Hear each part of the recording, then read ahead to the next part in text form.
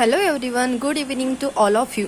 I hope everyone is doing well और सबकी पढ़ाई बहुत अच्छे से चल रही होंगी। ठीक है, आज हम हमारा एकदम मस्त सा नया टॉपिक चालू करेंगे क्योंकि हमारे पूरे कैटल का पूरा इंट्रोडक्शन हुआ है। कैटल मतलब बेसिक का हमने पूरा पढ़ा है, पूरी टर्म्स हमने बेसिक की पूरी पढ़ ली है। अभी हमारा क्या है कि ब्रीड्स ऑफ कैटल हमने वो भी पूरी कर ली है। इंडिजिनियस काउ की ब्रीड्स, एक्जोटिक काउ की, क्रॉस ब्रीड की, हम सब ने एकदम इंटरलिंक करके पूरा कर लिया है। अभी जो भी कोई जो नया वीडियो देखना चाहते, कोई उनको यहाँ से सीखना है, हमारे साथ और आगे जाना है और आगे पढ़ना है, उनको क्या करना है ना, उनको ऐसे बीच में से कोई भी टर्म का मीनिंग समझ में नहीं आएगा क्योंकि ये लाइफ स्टॉक मैनेजमेंट है। जब तक आपको पता नहीं होता कि जेस्टेशन पीरियड मतलब क्या होता है तो आपको वो टर्म भी समझ में नहीं आएगी, तो आपको वो याद भी नहीं होगा। तो जो भी नए स्टूडेंट होंगे जिनको देखना चाहते हैं तो उनको है ना सब पहले से देखना होगा, फर्स्ट वीडियो से देखना होगा। और ये बहुत कम टाइम की होती है वीडियो। मैंने बहुत छोटी 15-15 मिनट की, ज़्यादा से ज़्यादा 16-18 मिनट की ही मैंने सब वीडियो बनाई है क्योंकि सबके लिए बहुत इजी हो जाए, फट से वो देख सके और सीख भी सके। क्योंकि अगर आप 2x स्पीड से चलोगे तो वो बहुत कम समय की होती है, इसलिए मैं ज़्यादा टाइम की लेती नहीं हूँ। ठीक है, तो जो भी देखेगा उसको है ना पहले से देखना होगा, तभी उसको समझ में आएगा। बट एक्चुअली समझ में आएगा क्योंकि बहुत अच्छे से हमने किया है तो बहुत अच्छे से समझ में आएगा उसको। ठीक है, अभी है ना कुछ पीछे जो वीडियो हुए थे जब मैंने जिक्र किया था कि जो फील्ड में जो बुल यूज़ किया जाता है, तो एक्चुअली वहाँ पे मेरे से बोलने में गलती हो गई। जो फील्ड में बुल नहीं यूज़ होता है, फील्ड में बुलक यूज़ होता है। मतलब क्या, बुल क्या रहता है, बुल फर्टाइल रहता है। मतलब बुल सिर्फ ब्रीडिंग के लिए यूज़ करते हैं हम, और जो ब्रीडिंग के लिए यूज़ करते हैं मतलब ठीक है। और जो बुलक होता है, बुल का कैस्ट्रेशन करने के बाद मतलब रिमूवल ऑफ टेस्टिस करने के बाद जो बुलक हम जो यूज़ करते हैं वो फील्ड वर्क के लिए यूज़ होता है। तो ये मुझसे ये मिस्टेक हुई है बोलते टाइम पे। हर जो हमने जितने भी ब्रीड्स देखे हैं ना, टाइप्स ऑफ ब्रीड्स देखे हैं ना, उसमें हमने जब ड्राफ पर्पस ब्रीड जब बुल बोला है ना, बुल को हमने मैंने ऐसे बोली हो कि बुल को हम फील्ड वर्क के लिए यूज़ करते, तो वहाँ पे बुल नहीं, उसको ऐसे बोलना चाहिए मुझे कि बुलक को हम फील्ड वर्क के लिए यूज़ करते। ठीक है, आई होप आपको भी ये क्लियर हो गया होगा। और सॉरी फॉर ये मेरी आज मेरे को एक मिस्टेक समझ में आई है वाली। ठीक है, तो मैंने बता दिया। ठीक है, अभी आगे जाएंगे कि आज हम बफेलो स्टार्ट कर रहे हैं। इसके बाद बफेलो का बेसिक होगा। बफेलो का बेसिक हम इसको हमको ज़्यादा टाइम नहीं लगेगा क्योंकि हमने ऑलरेडी बहुत सारा बेसिक सा जो टर्म्स होते हैं वो यूज़ किए है। जो काऊ की है वो वैसे ही बफेलो की है। ठीक है, हमको नया कुछ सीखने की ज़रूरत नहीं पड़ेगी, तो हम बहुत जल्दी आगे जाएंगे। ठीक है, इसके बाद आज तो ये बेसिक का हुआ, कल से हम डायरेक्ट ब्रीड्स ऑफ बफेलो चालू कर देंगे। ठीक है, अभी यहाँ पे बहुत बेसिक सी बातें बहुत ज़्यादा इंपॉर्टेंट भी होती है और बहुत ज़्यादा कन्फ्यूजिंग भी होती है, तो आज हम वो पढ़ेंगे। ठीक है, आज हमारा न्यू टॉपिक चालू हो रहा है। अभी क्या है, बफेलो और ब्रीड्स ऑफ बफेलो तो हम बाद में सीखने वाले हैं। आज हम जनरल लेते हैं, जो बेसिक सा होता है बहुत इंपॉर्टेंट होता है। ठीक है, यहाँ पे है ना सॉरी यहाँ पे लिखना रह गया, मड बफेलो। ये साइंटिफिक नेम होता है इसका बॉस टाउरस, और जो वाटर बफेलो होती है हमारा, इसका होता है बॉस बबेलोस। ठीक है, बॉस बबेलोस होता है। ठीक है, ये एक बार मैं ये इसका बॉस टाउरस ही होता है। ठीक है, साइंटिफिक नेम होता है बॉस टाउरस। क्रोमोसोम नंबर होता है 50। इसमें भी 2 होता है, एक 50 होता है, एक 48 होता है। वो कैसे होता है मैं आपको आगे बताऊंगी। ठीक है, अभी बहुत सारे बफेलो है यहाँ पे, तो उसको हम क्या बोलेंगे, हर्ड बोलेंगे। ठीक है, जेस्टेशन पीरियड मतलब प्रेगनेंसी। बफेलो जब प्रेग्नेंट रहती है तो वो कितने दिन के लिए प्रेग्नेंट रहती है, तो वो 10 महीने 10 दिन के लिए प्रेग्नेंट रहती है। ठीक है, 310 दिन तक वो क्या रहती है, प्रेग्नेंट रहती है। अभी ये हमने काऊ में नहीं देखा था। कोएफिशिएंट ऑफ डाइजेशन मतलब FCR।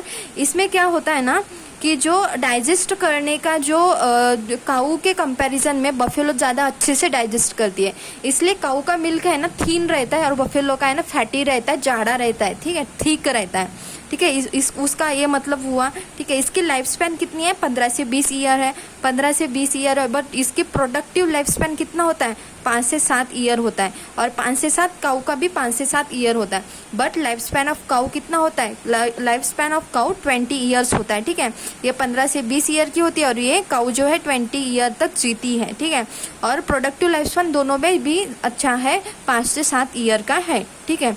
अभी है breeds of buffalo introduce in 2300 BC। यहाँ इस टाइम पे इसको ये क्या ब्रीड्स ऑफ बफेलो क्या हो गई? इंट्रोड्यूस हुई है, मतलब उसकी स्टार्टिंग हो गई है। अभी टाइप्स ऑफ बफेलो देखेंगे, 2 टाइप के बफेलो होते हैं, जैसे कि स्वैम्प बफेलो और वाटर बफेलो। वाटर बफेलो मतलब रिवर बफेलो और स्वैम्प बफेलो मतलब मड बफेलो। अभी ये क्या चीज़ है? ये जो वाटर बफेलो है ना, ये हमारी इंडिया में पाई जाती है। एक तो इंडिया में पाई जाती है, नहीं तो हमारे इंडिया के जो साइड के जो कंट्री है, जैसे नेपाल है, बांग्लादेश है, श्रीलंका है, पाकिस्तान है, यहाँ पे आपको वाटर बफेलो और रिवर बफेलो मिलेगी, मड बफेलो नहीं मिलेगी, ठीक है। जो पानी में बैठते हैं, मतलब कुछ ऐसे बफेलो होते हैं उनको आदत होती है वो पानी में बैठते हैं, कुछ बफेलो ऐसी होती है जो मड में बैठती है। तो मड में बैठती है वो मड बफेलो है, उनको स्वैम्प बफेलो भी बोलते हैं। अभी मैंने बताया था कि ये 50 है, क्रोमोसोम नंबर 2n = 50 है और किसी का 2n = 48 है। तो वो कैसे? जो स्वैम्प बफेलो है, मड बफेलो है, स्वैम्प बफेलो, जो मैंने इंडिया, अभी कैसे याद रखना कि ये वाटर बफेलो कौन से, जो हमारा इंडिया है, हमारे इंडिया के जो आजू बाजू अभी जो इंडिया है, इसके आजू बाजू के जो कंट्री है, यहाँ पे तो वाटर बफेलो पाई जाएगी, क्योंकि इंडिया में वही पाई जाती है, आसपास के यहाँ पे वही पाई जाएगी। जो दूर दूर कंट्रीज हैं उनमें स्वैम्प बफेलो या मड बफेलो पाई जाएगी, ठीक है।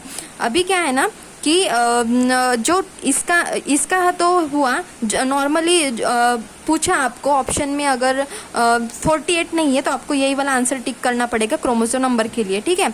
2n = 50 हुआ, अगर n पूछा आपको, यहाँ पे भी ध्यान देना है कि n पूछ रहा है, 2n पूछ रहा है, ठीक है, क्योंकि ऑप्शन में 50 भी रहेगा और 25 भी रहेगा। n पूछते हैं तो 25 आंसर देना पड़ेगा, ठीक है। और यहाँ पे जो स्वैम्प बफेलो है, मड बफेलो, जो अदर कंट्री में पाई जाती है, हमारे नेबरिंग कंट्री में नहीं पाई जाती है, इंडिया में नहीं पाई जाती, उसका होता है 2n = 48, n = 24 होगा, 24 होगा, ठीक है। अभी क्या है ना, contribution of buffalo in milk production in India, कितना कंट्रीब्यूशन है? 55% of the total milk production India. 100% जो भी मिल्क आता है ना, इसमें से पूरा 55% मिल्क जो आता है वो कैसे आता है? बफेलो से आता है। और जो 45% में 42% जो होता है, 2% एक काऊ से आता है और 3% में बाकी शीप, गोट, कैमल, वो पिग, ये सभी आते हैं। और मैं आपको बता दूं कि पिग का मिल्क है ना, मेडिसिनल पर्पस के लिए यूज़ किया जाता है, ठीक है। अभी पॉपुलेशन ऑफ बफेलो 57.7, जो लाइफ स्टॉक जो जितने भी है उनमें 57.7%, मतलब वर्ल्ड में जितना भी पॉपुलेशन है बफेलो का, उसमें से 57.7% पॉपुलेशन ऑफ बफेलो है ना इंडिया में ही पाई जाती है। Most of the buffalo India में ही पाई जाती है, ठीक है। इसके बाद उसका generally fat percentage 6 to 10% generally बोला है मैंने, ठीक है, जनरली बोला है, क्योंकि फॉर एग्जाम्पल देती हूँ, जो भादावरी नाम की जो बफेलो है उसमें बहुत ज़्यादा फैट परसेंटेज होता है और वो 14% होता है और सबसे ज़्यादा उसका ही फैट परसेंटेज है। और जो मैंने ये जनरली बोला है 6 to 10, जनरली में अगर क्वेश्चन पूछे तो 6 to 10% फैट परसेंटेज होता है। अभी कुछ इंटरकाल्विंग पीरियड जो है, इंटरकाल्विंग पीरियड मतलब क्या? इंटरकाल्विंग पीरियड मतलब जैसे कि फर्स्ट टाइम ये जो एक बफेलो है उसने फर्स्ट टाइम अपने बेबी को बर्थ दिया, ये पीरियड हो गया। उसके बाद उसने कुछ समय के बाद दूसरे बेबी को भी बर्थ दिया, तो इन दोनों के बीच, ये 2 बेबी के बीच जितना टाइम गुजर गया है उसको बोलते हैं इंटरकाल्विंग पीरियड, ठीक है। दो काल्व के बर्थ होने के बीच का पीरियड उसको बोलते हैं इंटरकाल्विंग पीरियड। तो ये नॉर्मली जनरली 16 से 18 मंथ होता है। ये परफेक्ट नहीं है, बट 16 से 18 हमको याद रखने के लिए इसके आसपास ही होता है, ठीक है। हर इसका अलग अलग थोड़ा डिफरेंट रहेगा, किसी का 14 से 16 रहेगा, किसी से 15 से 17 रहेगा, 15 से 17 मंथ का रहेगा, ये ऐसे रहता है। तो जनरली याद रखने चलना है 16 से 18 मंथ का, ठीक है।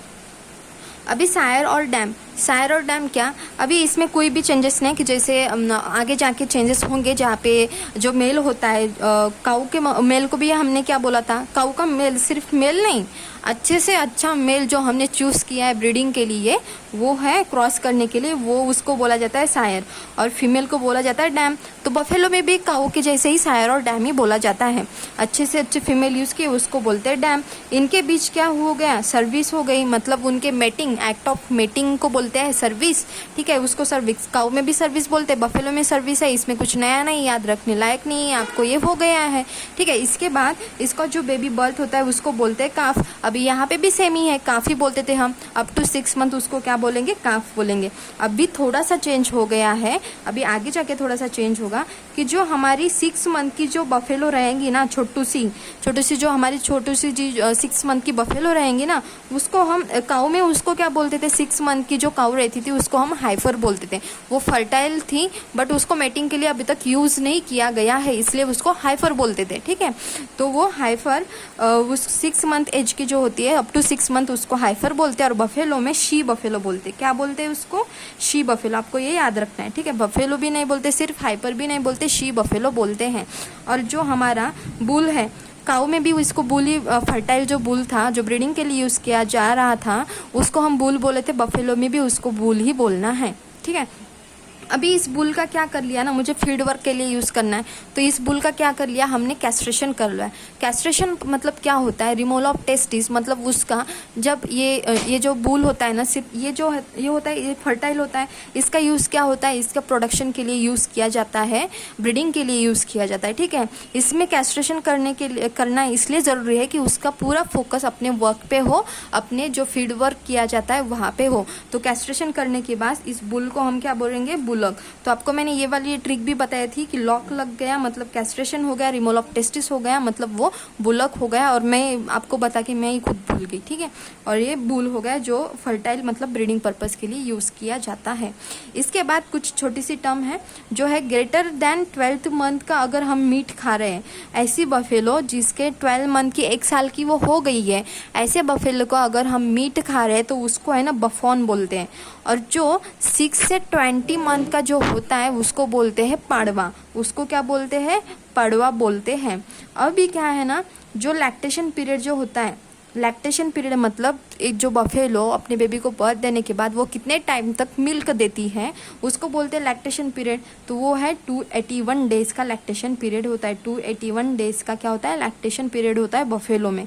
अभी ड्राई पीरियड मतलब कुछ मिल्क देने के बाद वो तो ड्राई होने ही वाली है। ड्राई पीरियड मतलब जब उसका मिल्क देना स्टॉप हो गया है उसको बोलते हैं ड्राई पीरियड, ठीक है। तो ड्राई पीरियड 139 टू 150 डेज़ का होगा। और जो अकॉर्डिंग टू नाबार्ड, जैसे नाबार्ड के कुछ नियम हैं उसके हिसाब से क्यों नाबार्ड के हिसाब से, क्यों मैं ये भी बताती हूँ, मैक्सिमम उनको 150 डेज़ का चाहिए। ये नाबार्ड का क्या है, क्राइटेरिया है। ये क्या होता है ना, नाबार्ड नॉर्म्स जो हम बोलते हैं, जैसे कि मुझे है ना जैसे कि मुझे बफेलो लेना है, मुझे बैंक के पास गई और मुझे बफेलो लेना है, तो मुझे क्या करना पड़ेगा, वो क्या देते हैं, सेट देते हैं बफेलो का सेट, मतलब 5 बफेलो का क्या होता है, सेट होता है, ठीक है। 5 बफेलो लेनी पड़ेगी मुझे, एक सिंगल नहीं मिलेगी, 5 बफेलो मिलेगी। तो नाबार्ड का क्राइटेरिया होता है कि आपको है ना मतलब कौन सी चूज़ करनी है, जिसका है ना ड्राई पीरियड मैक्सिमम 150 डेज़ का ही होना चाहिए। ऐसी बफेलो आपको क्या लेनी है जैसे, इसलिए ये चूज़ करने में भी ये जो बफेलो है, जो 5 बफेलो वो चूज़ करेगा, इसको हेल्प करने के लिए भी, चूज़ करने में भी हेल्प कौन करता है, अपना एग्रीकल्चर फील्ड ऑफिसर ही, उसको स्पेशलिस्ट ऑफिसर ही उसको हेल्प करता है, क्योंकि वो उसको भी इन चीज़ों के बारे में पता होता है। और ये क्राइटेरिया भी नाबार्ड का है कि उसका ड्राई पीरियड क्या होना चाहिए, मैक्सिमम 150 डे होना चाहिए।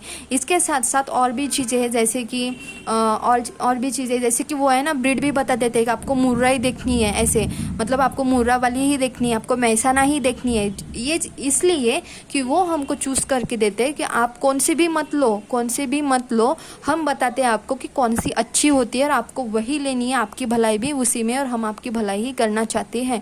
जो हम लोन लेने जाते हैं तब ये सब उसका क्राइटेरिया होता है।